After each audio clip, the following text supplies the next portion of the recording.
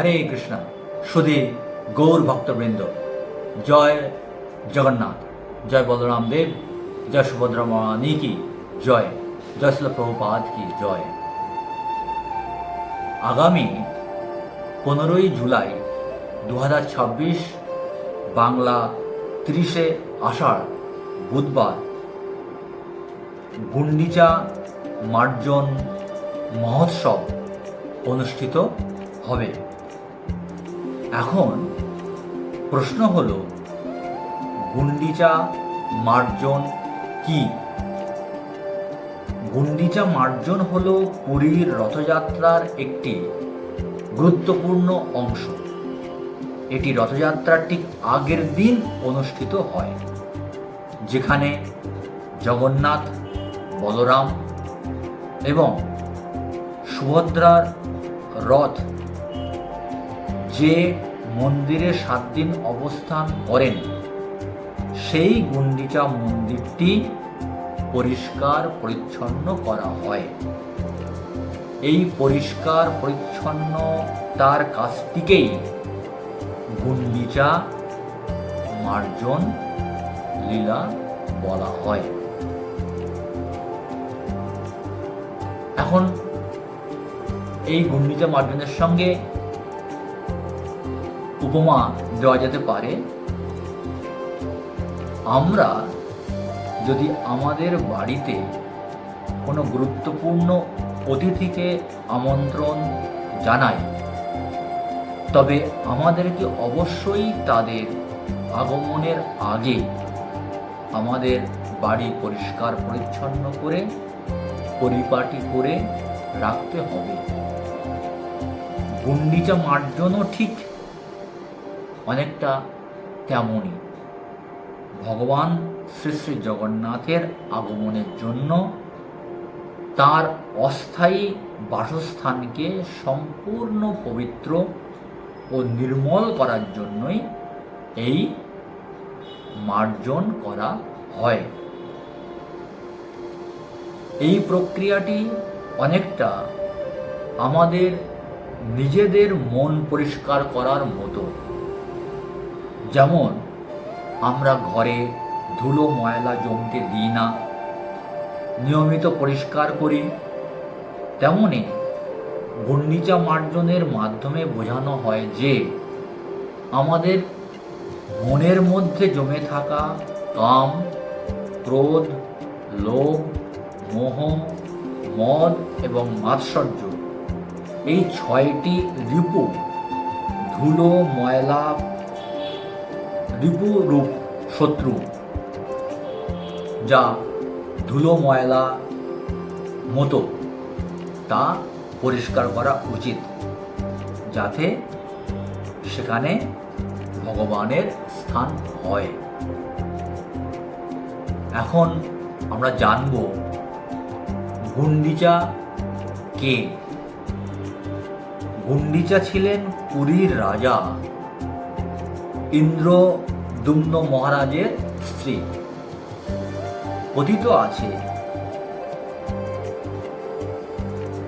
দেব বিশ্বকর্মা যখন জগন্নাথের মূর্তি নির্মাণ করছিলেন, তখন গুন্ডিচা দেবী সেই অর্ধসমাপ্ত মূর্তি দেখে মুগ্ধ হন এবং রাজাকে আরেকটি মন্দির নির্মাণের অনুরোধ করেন। সেই মন্দিরই গুন্ডিচা মন্দির নামে পরিচিতি লাভ করে। অন্য একটি সূত্র মতে রানী গুন্ডিচাই প্রথম রথযাত্রার প্রচলন করে জগন্নাথের সেবার সুযোগ পেতে চেয়েছিলেন। আবার গুন্ডিচা দেবী হলেন জগন্নাথ দেবের মাসি। আরেকটি বহুল প্রচলিত লোককথা অনুযায়ী গুন্ডিচা হলেন ভগবান জগন্নাথ অর্থাৎ স্বয়ং শ্রীকৃষ্ণের, জগন্নাথ অর্থাৎ ভগবান শ্রীকৃষ্ণ, বলরাম এবং সুভদ্রার মাসি। রথযাত্রার সময় জগন্নাথ তার ভাই বোনকে নিয়ে এই মাসির বাড়িতেই 7 দিন অবস্থান করেন।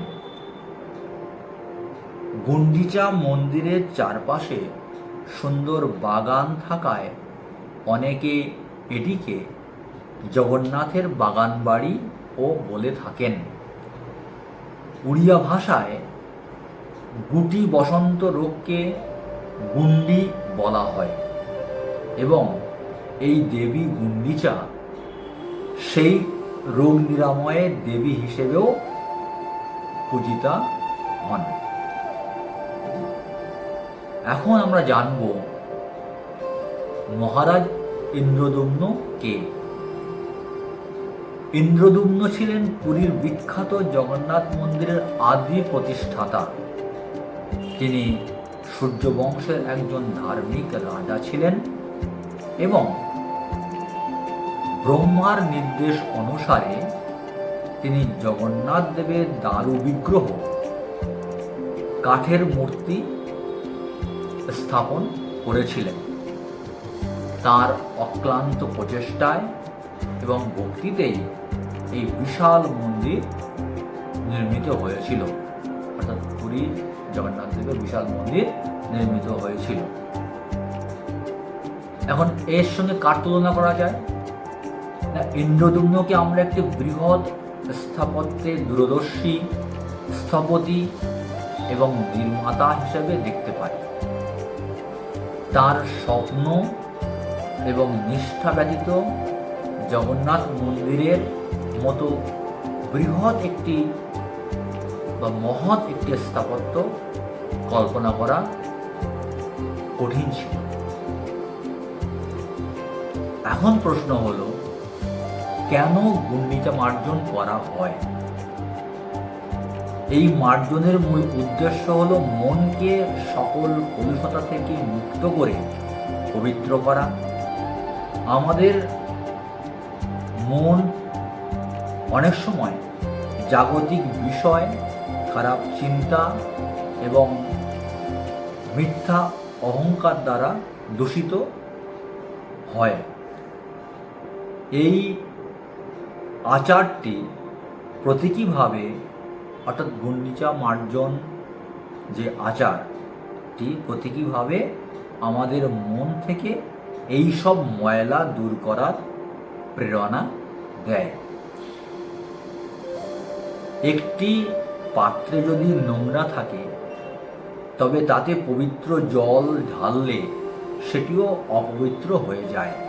ঠিক তেমনই আমাদের মন যদি অহংকার, হিংসা, লোভ ইত্যাদি দ্বারা কলুষিত থাকে তাহলে সেখানে ভগবানের নাম বা ভক্তি প্রবেশ করতে পারে না।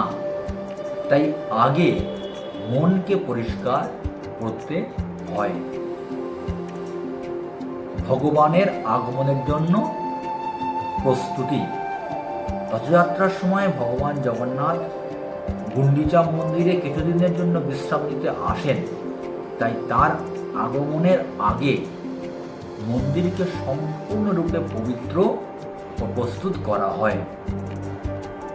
যেমন আমরা বাড়িতে কোনো বিশেষ অতিথি আসার আগে ঘরবাড়ি পরিষ্কার ও পরিচ্ছন্ন করি, ঠিক তেমনই ভগবানকে বরণ করে নেওয়ার জন্য গুন্ডিচা মন্দিরকে প্রস্তুত করা হয়। এটি ভক্তের ব্যাকুলতা এবং আন্তরিকতা প্রকাশ করে। এখন আমরা জানব কে এই গুন্ডিচা মার্জন করেছিলেন এবং কেন করেছিলেন।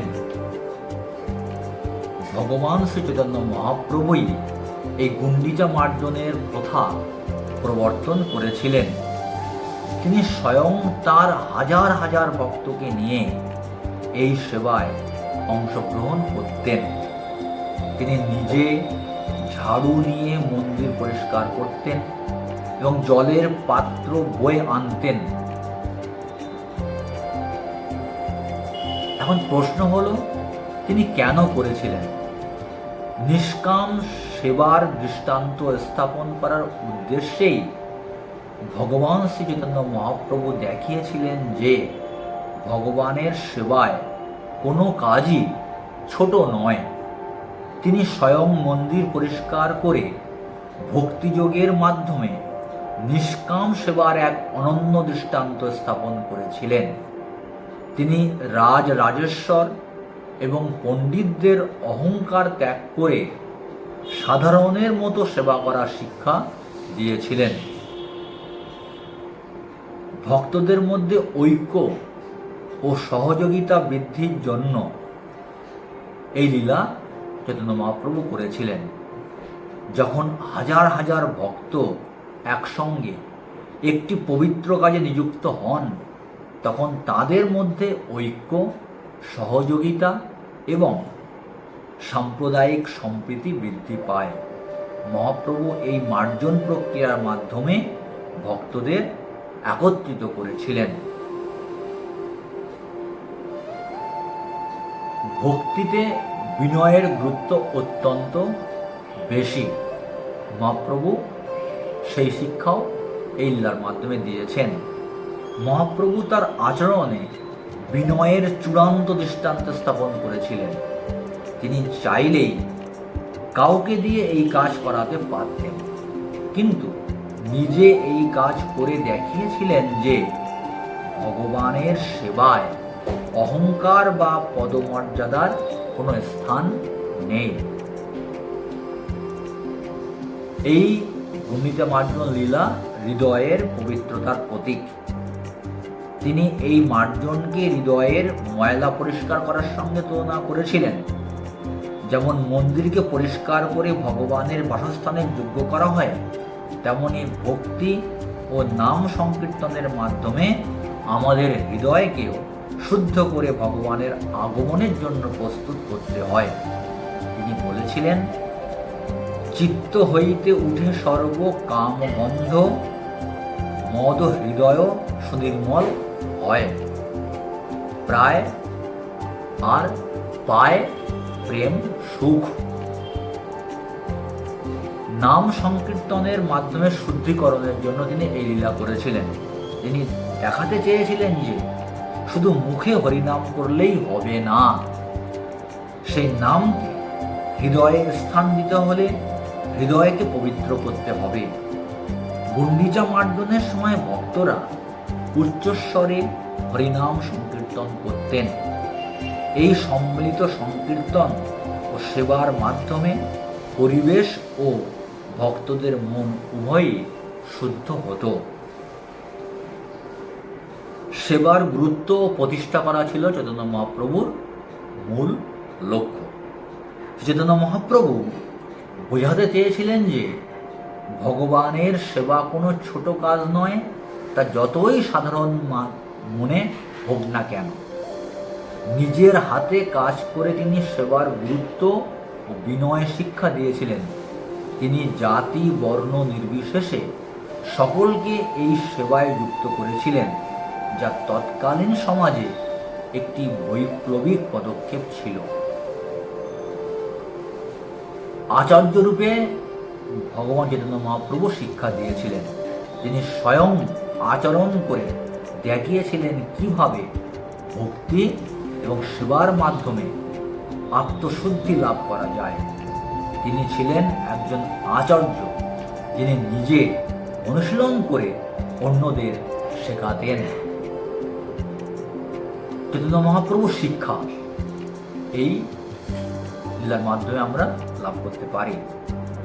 স্বয়ং শ্রী চৈতন্য মহাপ্রভু তাঁর পার্শ্বদের নিয়ে এই গুন্ডিচা মার্জন উৎসব পালন করতেন।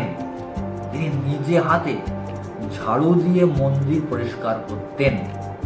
এর মাধ্যমে তিনি জীবকে শিক্ষা দিয়েছেন যে ভগবানের সেবায় কোনো কাজই ছোট নয় এবং ভগবানের প্রীতির জন্য নিজেকে সম্পূর্ণভাবে উৎসর্গ করতে হয়। এমনকি নিচু মনে হওয়া কাজও যদি ভক্তির অঙ্গ হয়, তবে তা পরম পবিত্র। একজন শিক্ষক যেমন নিজে কঠিন অঙ্ক করে দেখিয়ে দেন, তেমনি চৈতন্য মহাপ্রভু স্বয়ং মার্জনে অংশ নিয়ে ভক্তদের জন্য একটি উদাহরণ স্থাপন করেছিলেন। চৈতন্য মহাপ্রভু এই গুন্ডিচা মার্জনের মাধ্যমে যেন একটি বৃহৎ ভক্তি আন্দোলনের সূচনা করেছিলেন। তিনি শুধু মন্দির পরিষ্কার করেননি, তিনি ভক্তদের হৃদয়েও ভক্তি ও সেবার বীজ বপন করেছিলেন, যা আজও লক্ষ লক্ষ মানুষকে অনুপ্রাণিত করে চলেছে। একজন সুদক্ষ নেতার মতো তিনি কেবল নির্দেশ দেননি, বরং নিজেই অগ্রণী হয়ে কাজ করে দেখিয়েছিলেন, যা তার অনুসারীদের জন্য এক উজ্জ্বল অনুপ্রেরণা হয়ে রয়েছে। একজন ব্যক্তি যখন গঙ্গা স্নানে যান, তখন তিনি কেবল দেহের বাহ্যিক ময়লা পরিষ্কার করেন না, বরং বিশ্বাস করেন যে গঙ্গার পবিত্র জলে স্নানের মাধ্যমে তার পাপও ক্ষয় হয় এবং মন শুদ্ধ হয়। ঠিক তেমনই গুন্ডিচা মার্জন হল ভগবানের সেবার মাধ্যমে নিজের অন্তর ও বহির অঙ্গকে পবিত্র করার একটি প্রক্রিয়া। এইভাবে গুন্ডিচা মার্জন কেবল একটি আচারের মধ্যে সীমাবদ্ধ না থেকে বা একটা অনুষ্ঠানের মধ্যে সীমাবদ্ধ না থেকে এক গভীর আধ্যাত্মিক দর্শন এবং ব্যবহারিক শিক্ষার প্রতীক হয়ে উঠেছে, যা শ্রী চৈতন্য মহাপ্রভু তার জীবন দিয়ে প্রতিষ্ঠা করেছিলেন। রাজা ইন্দ্রদ্যুম্ন হলেন সেই আদর্শ ভক্ত, যিনি ভগবানের দর্শন এবং সেবার জন্য সমস্ত চেষ্টা করেন এবং ভগবানের নির্দেশ মেনে চলেন। তাঁর অধ্যবসায় ও ভক্তির ফলে পুরীর জগন্নাথ ধাম এবং রথযাত্রার মতো মহোৎসবের সূত্রপাত হয়। হরে কৃষ্ণ কৃষ্ণ কৃষ্ণ হরে হরে, হরে রাম রাম রাম হরে হরে। জয় শ্রী শ্রী জগন্নাথ দেব বলরাম সুভদ্রা মহারানী কি জয়, জয় শ্রীল প্রভুপাদ কি জয়। বিশ্বব্যাপী প্রভুপাদের প্রচেষ্টায় প্রসারিত জগন্নাথ দেব বলরাম দেব সুভদ্রা মা রথযাত্রা কি জয়। অনন্তকোটি ভক্তবৃন্দ জয়। হরে কৃষ্ণ।